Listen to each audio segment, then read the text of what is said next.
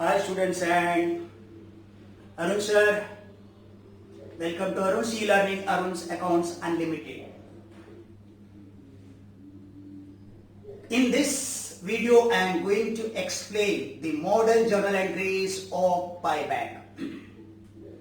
All of you know, so far we have introduced the chapter,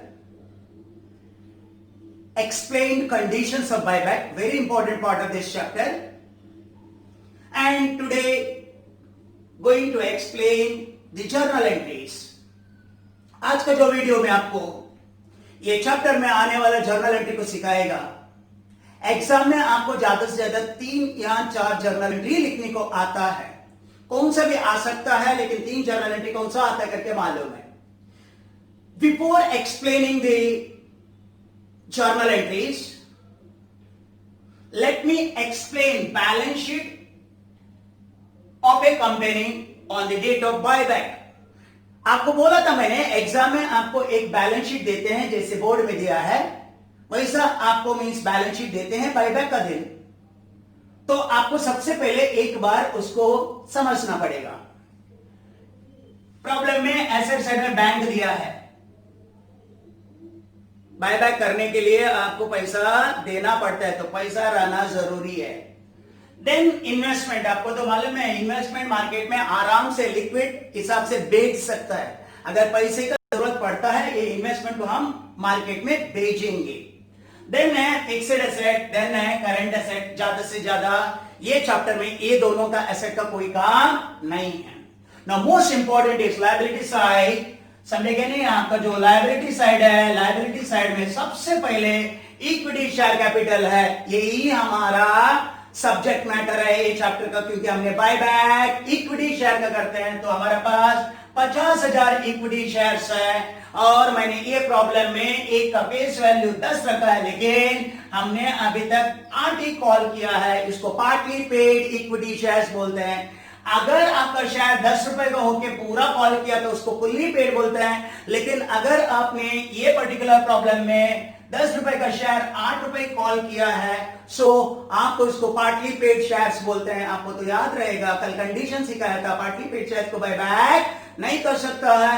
दूसरा है preference share, अलग type of share capital है. आपको मालूम है अगर हमको बायबैक इक्विटी शेयर करना है और आपको प्रेफरेंस शेयर मार्केट में बेचना पड़ेगा, सो आपको प्रेफरेंस शेयर दिया है. देन जनरल रिजर्व दिया है. आपको मालूम है ना इसको क्या बोलता है, फ्री रिजर्व बोलते हैं ना, डिविजिबल प्रॉफिट बोलते हैं ना, सीआरआर क्रिएट करने के लिए यूज करता है, मालूम है ना. उसके बाद में पी एंड एल अकाउंट है, पी एंड एल अकाउंट भी सीआरआर क्रिएट करने के लिए फ्री रिजर्व है. उसके बाद सिक्योरिटी प्रीमियम, के चैप्टर में सिक्योरिटी प्रीमियम भी फ्री रिजर्व है. आप बायबैक के लिए सोर्स का रूप में यूज कर सकते हैं. कल ही थियरी में बताया था, कल का थियरी बहुत जरूरी है. ये आपको और बचा हुआ करंट एसेट्स है. सो ये आपको एग्जाम में ऐसा बैलेंस शीट देते हैं, समझे, similar to this balance sheet आपको देते हैं. सबसे इंपॉर्टेंट क्या क्या है इसमें, ये इंपॉर्टेंट है, बैंक बैलेंस इंपॉर्टेंट है, इन्वेस्टमेंट इंपॉर्टेंट है और ये 3 प्री रिजर्व्स इंपॉर्टेंट है. So all of you understood the balance sheet, सबको मालूम पड़ा क्या क्या है. सो अभी स्टार्ट करते हैं एक एक जर्नल एंट्री आपको सिखाने के लिए. आपको तो मालूम रहेगा ये जो जर्नल एंट्री है हम बेसिकली मींस 2 हिसाब से मींस बना सकते हैं एग्जाम का दृष्टि से. फर्स्ट है बिफोर बायबैक और एक during buyback. Even by chance एक आधा प्रॉब्लम में आया तो नहीं आएगा, जस्ट प्रैक्टिस का टाइम में आएगा, वो है आफ्टर बायबैक बोनस इश्यू करना. तो तभी जब भी आएगा डायरेक्टली नहीं बताता था, क्योंकि वो एसवाई में हमने सिखाए थे. अंडरस्टूड. सो मैंने बिफोर बायबैक और ड्यूरिंग बायबैक का एंट्री सिखाता है. Yes, all of you ready. First, कल बायबैक का पहला कंडीशन क्या था, partly paid equity shares cannot be bought back, only fully paid equity shares can be bought back. Partly paid shares को आपने बायबैक नहीं कर सकता है, खाली फुल्ली पेड शेयर्स को ही आप बायबैक कर सकता है.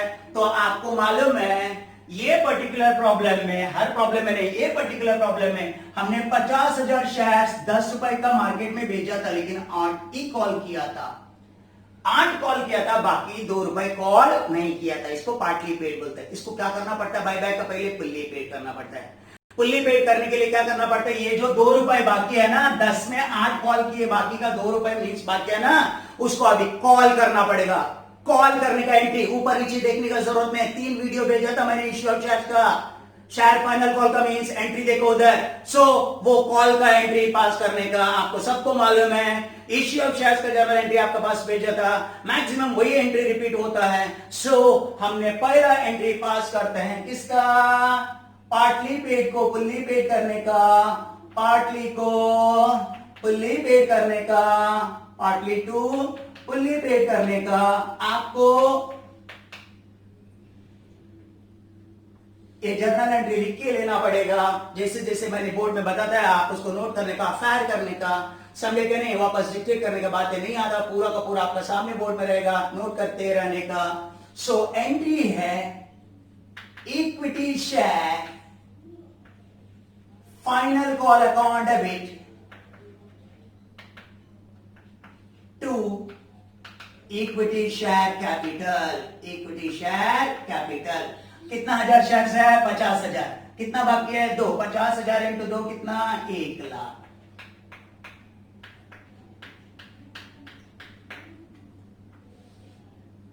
सो कॉल किया हमने पार्टली पेड को फुल्ली पेड करने के लिए, समझेगा नहीं। जैसे कॉल किया पूरा का पूरा अमाउंट आया, कॉल अमाउंट रिसीव्ड है। कॉल अमाउंट रिसीव्ड का एंट्री भी आपका सामने है, समझा। कॉल रिसीव्ड एंट्री क्या रहता है, कॉल रिसीव्ड का एंट्री क्या रहता है, bank account debit to share final call account, equity share final call account. ये 1 रुपीज कॉल किया था, 1 रुपीज आया। आपने 1 लाख रुपीज मांगा था, 1 लाख रुपीज आया, है ना, आपको फाइनल कॉल बन भी आया। ये 2 एंट्री पास करने से ये जो 4 लाख रुपए है ना, वो अभी कितना बन जाता है, 5 लाख बन जाता है। कॉल करने से अभी फुल्ली पेड बना, आपका पार्टली पेड फुल्ली पेड बना। सो पड़क से बाहर करो, 100 बार रिपीट करने का बातें आता नहीं है।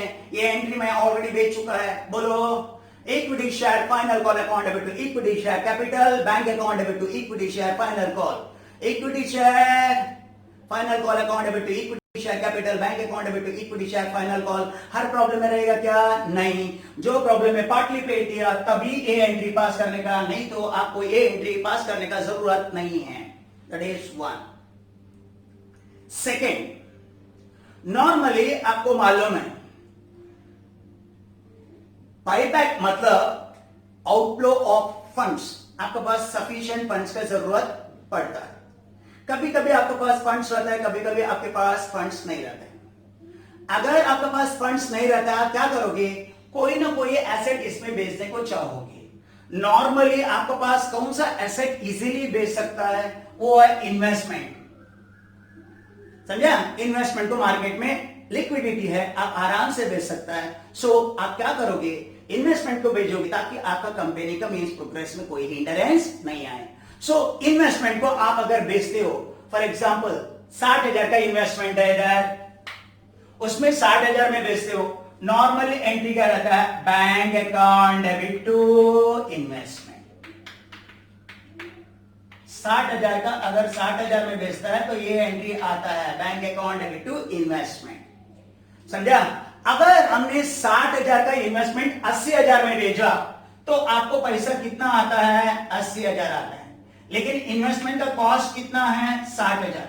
तो 60,000 का इन्वेस्टमेंट 80,000 में बेचने से आपको कितना फायदा हुआ, कितना फायदा हुआ, 20,000 फायदा हुआ। ये फायदा को हमने क्या बोलता है, P&L अकाउंट बोलते हैं, P&L अकाउंट बोलते हैं। सो एंट्री क्या बना, bank account debit to investment to P&L account. So normally exam में इन्वेस्टमेंट प्रॉफिट में बेचने का आता है, सो प्रॉफिट में भेजेगा तो एंट्री क्या है, bank account debit to investment to P&L account. लेकिन ऐसा भी हो सकता है ना, ये आपका 60,000 का इन्वेस्टमेंट 50,000 में भेजा, 10,000 का लॉस हुआ। सो अगर आप 60,000 का इन्वेस्टमेंट 50,000 में भेजा, पैसा आता है आपको 50,000, लेकिन आपका इन्वेस्टमेंट जो जाता है, कॉस्ट जाता है वो 60,000 का, क्या हुआ, 10,000 का लॉस हुआ, लॉस होएगा तो भी कितना ट्रांसफर करते हो, पी एंड एल अकाउंट में डेबिट करते हो, लॉस होएगा तो डेबिट में, प्रॉफिट होएगा तो क्रेडिट में, बराबर। अगर प्रॉफिट होएगा तो ये 20,000 ये पी एंड एल अकाउंट में ऐड करने का, अगर लॉस होएगा तो पी एंड एल अकाउंट से क्या करने का, माइनस। तो अभी आपको मालूम पड़ा इन्वेस्टमेंट बेचने का 3 एंट्री हो सकता है, बोलो। सेम अमाउंट में बेचेगा तो एंट्री क्या है, bank account debit to investment. Profit में बेचेगा तो एंट्री क्या है, bank account debit to investment to P and L account. Loss में बेचेगा तो एंट्री क्या है, bank account debit P and L account debit to investment. Profit में भेजा या लॉस में भेजा, प्रॉफिट होगा तो क्रेडिट में लिखने का, लॉस होगा तो डेबिट में लिखने का। ये इन्वेस्टमेंट बेचने का एंट्री है। मैं तीनों को कंबाइन करके एक ही एंट्री मारता हूं, और प्रॉफिट होगा तो प्रॉफिट आपको समझना, क्योंकि मैंने 3 एंट्री भी दिया वो भी आप नोट करोगे, और ये फाइनल एंट्री भी दिया वो भी आप नोट करोगे। सो अगर आपने बेचता है बैंक अकाउंट डेबिट, लॉस होएगा तो P and L account debit. Investment कभी भी कॉस्ट में लिखते हो, प्रॉफिट होगा तो P and L account credit. ये लॉस है, अगर लॉस होगा तो डेबिट में लिखने का, प्रॉफिट होगा तो क्रेडिट में लिखने का, समझ में है ना। सो आप ऐसा अमाउंट लिखोगे, प्रॉफिट या लॉस, 3 एंट्री को मैं कंबाइन करके आपको बताया। सो ये इन्वेस्टमेंट बेचने का कंबाइंड एंट्री है। प्रॉफिट होगा तो P and L account credit, loss होगा तो P and L account debit. Entry है bank account debit P and L account debit to investment to P and L account. Profit होगा तो debit में, loss होगा तो क्रेडिट में। Bank क्यों, बैंक रिसीवर है। इन्वेस्टमेंट क्रेडिट क्यों, investment goes out, credit what goes out. That is second entry. आपको अच्छे से मालूम है, जब भी आप बायबैक करना चाहते हैं तो बायबैक करने के लिए आपको किसका जरूरत पड़ता है, सोर्सेस का जरूरत पड़ता है। 68 section subsection 1, to buyback there must be sufficient sources. Sources एक तो मालूम है आपको, फ्री रिजर्व्स, उसके बाद सेक्रेटरी पेमेंट, तीसरा क्या बोला था, fresh issue of shares of different kind. आपको दूसरा टाइप का शेयर मार्केट में बेचना पड़ेगा। इसका मतलब अगर आपको इस मार्केट में फ्रेश इश्यू करना है इक्विटी शेयर का बायबैक के लिए, और आपको क्या शेयर बेचना पड़ेगा, नॉर्मली प्रेफरेंस शेयर बेचना पड़ेगा। और नॉर्मली एग्जाम में प्रेफरेंस शेयर बेचने का प्रीमियम में आता है। मालूम है ना प्रीमियम में क्या बेचता है, अगर 10 रुपए का शेयर को 12 रुपए में बेचता है तो ऊपर का 2 रुपए को क्या बोलता है, प्रीमियम, और इसको क्या बोलता है, सिक्योरिटी प्रीमियम। सो नॉर्मली आपको अगर फ्रेश इश्यू करना आता है, फ्रेश इश्यू प्रेफरेंस शेयर्स का, तो आपको नॉर्मल एंट्री ऐसा है, इश्यू ऑफ शेयर कैपिटल का एंट्री ऐसा रहता है, bank account debit to preference share capital. अगर प्रीमियम में बेचते हो तो आपको इधर सिक्योरिटी प्रीमियम करके लिखना है। क्रेडिट में एग्जाम में यही आता है, डिस्काउंट आएगा तो डेबिट, वो अपन नहीं करेंगे, जब क्वेश्चन आएगा तभी देखेंगे। सो आपको फ्रेश इश्यू करना है, this is the requirement of section 68 subsection 1। You must have sufficient sources for buyback. One of the sources is issue of fresh issue of other kind of shares. So buyback equity का है तो आपको fresh issue करना है preference shares. So entry है bank account debit to preference share capital to security premium. Bank account debit to preference share capital to security premium. ये तो normally आपको ये पूछा तो क्वेश्चन में एडजस्टमेंट में तब एंट्री मारने का। अभी तक कितना एंट्री मारा हमने, एक पार्टली पेड लिप करने का एंट्री बोल, equity share final call account debit, equity share capital bank account debit, equity share final call. Investment बेचने का एंट्री बोल, प्रॉफिट या लॉस में bank account debit, P and L account debit to investment to P and L account. अभी अगर fresh issue preference share का करते हैं और प्रीमियम में करते हैं, एंट्री क्या है, bank account debit to preference share capital to security premium. This is not enough. एक आधा प्रॉब्लम ऐसा भी हो सकता है, आपका पास सफिशिएंट पैसा नहीं है, इन्वेस्टमेंट बेचने के बाद भी आपको पैसा नहीं है, तो अभी आपको क्या करना पड़ेगा, पैसा कम है तो बैंक से ओवरड्राफ्ट लेना पड़ेगा, बैंक ओवरड्राफ्ट लेना पड़ेगा, बैंक लोन लेना पड़ेगा, समझा। तो एक आधा प्रॉब्लम है, आया तो मैंने आपको कॉम्प्रिहेंसिव टर्मिनोलॉजी देगा, उसमें से सिलेक्ट कर 2 3 4 ही आएगा, समझा, कौन सा भी आ सकता है, लेकिन सब सिखाना हमारा काम है।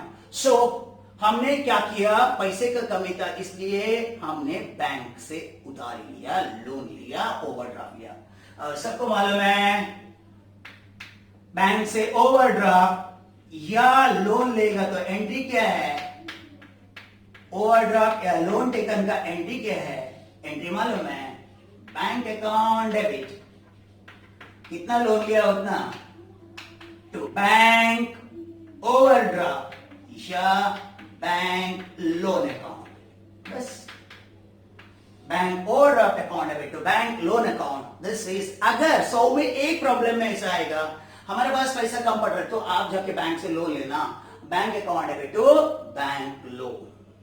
No most important entry once again on sources, buyback में क्या बोला था हमने, to have a buyback there must be sufficient sources. One of the sources is free reserve. Second one is security premium. Free reserves means A general reserve, P&L account कल जो list दिया था वो, then security premium आप इसको use करोगे, है ना। अगर आपने फ्रेश इश्यू नहीं करते हो बायबैक के लिए, आपके पास सफिशिएंट फ्री रिजर्व्स है, आपने फ्री रिजर्व को बायबैक के लिए यूज कर सकते हैं, लेकिन कंडीशन है ये फ्री रिजर्व से अगर आप बायबैक करते हो तो आपको एक स्पेशल अकाउंट में ये फ्री रिजर्व को ट्रांसफर करना है। सेक्शन 69 कल बोला था, उसका नाम है CRR, कैपिटल रिडम्पशन रिजर्व, समझा।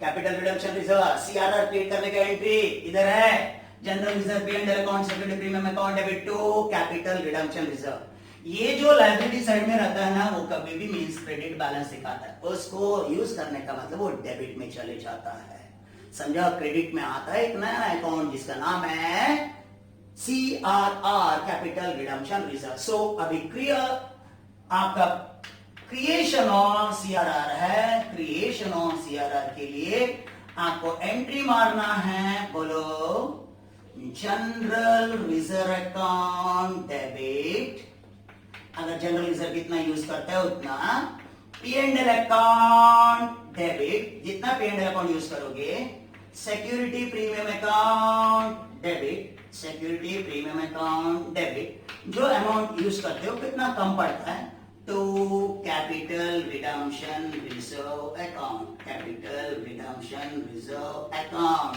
टोटल CRR जो आपने क्रिएट किया, ये एंट्री है, एंट्री क्या है, general reserve account debit, P&L account debit, security premium account debit to CRR।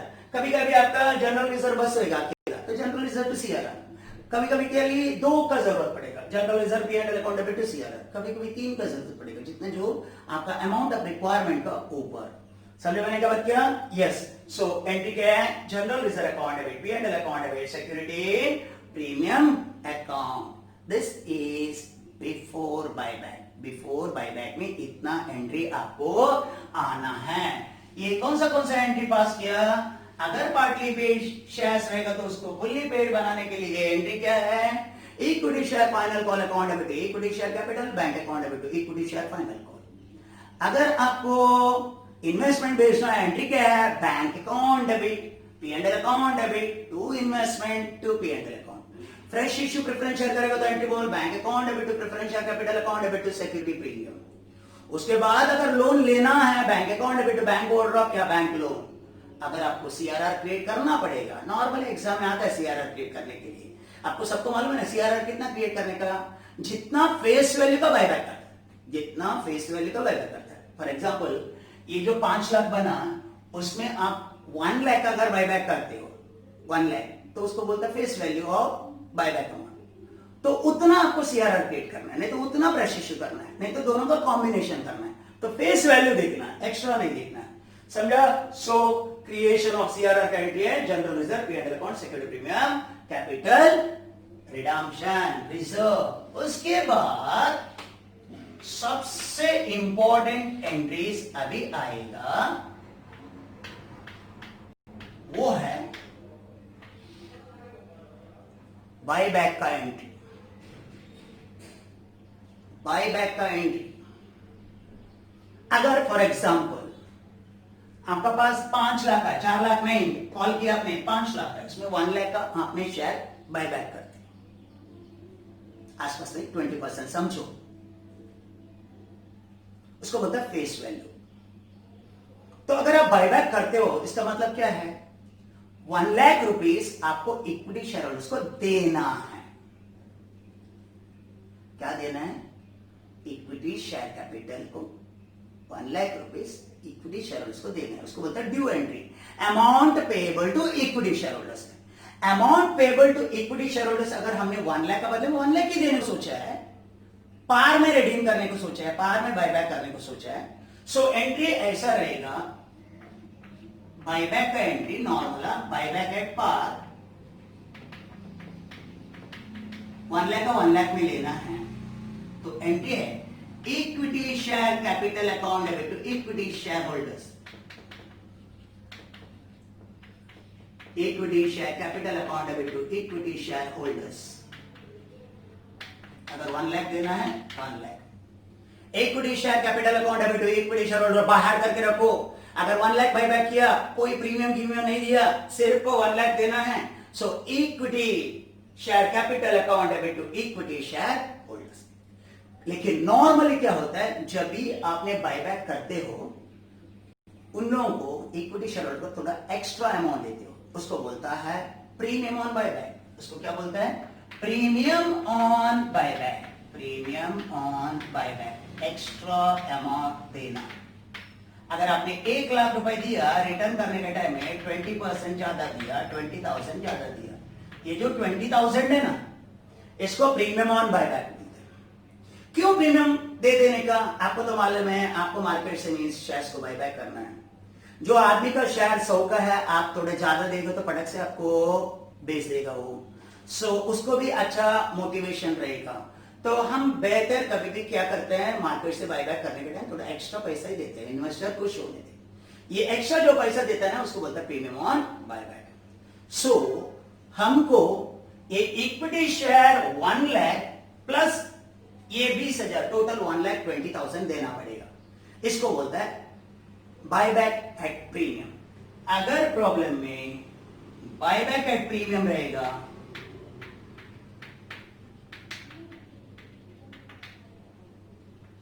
Buyback at premium रहेगा, एंट्री दोनों सेम रहेगा, लेकिन उसमें प्रीमियम ऐड होएगा। Entry equity share capital account debit, मतलब मैंने 1 लाख देना था, प्लस प्रीमियम ऑन बायबैक,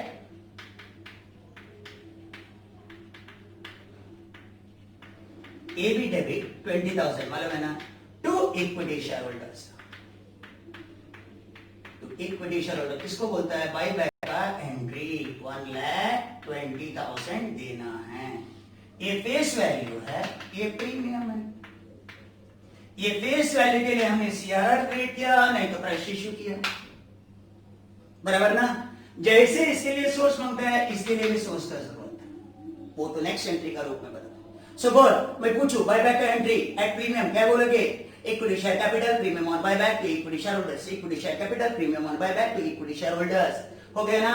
अभी आप इसको पूरा का पूरा 1,20,000 को पे करोगे, इसमें कोई भी अनट्रेसेबल इंट्रेसेबल नहीं आता, जैसे रिडम्पशन ऑफ प्रेफरेंस शेयर्स में पूरा का पूरा 1,20,000 प्रेफरेंस इक्विटी शेयर होल्डर्स को पे करते हैं। सो इक्विटी शेयर होल्डर्स को पे करना एंट्री है equity share holders account debit to bank, equity share holders account debit to bank. ये 1,20,000 पूरा दे देना, उसको पेमेंट करना 1,20,000। सो पेमेंट एंट्री क्या है, equity share holders to bank. इधर देख, equity share capital premium on buyback to equity share holders, equity share holders to bank.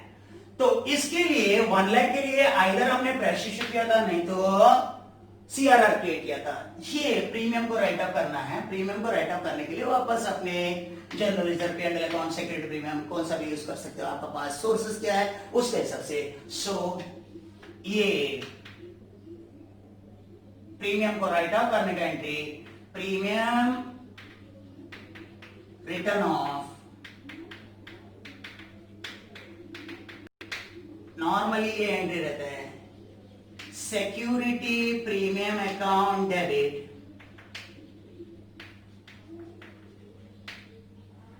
Other results, किसको भी यूज करेगा तो वो पी एंड एल अकाउंट हो सकता है, कौन सा भी, other results account debit to premium on buyback account.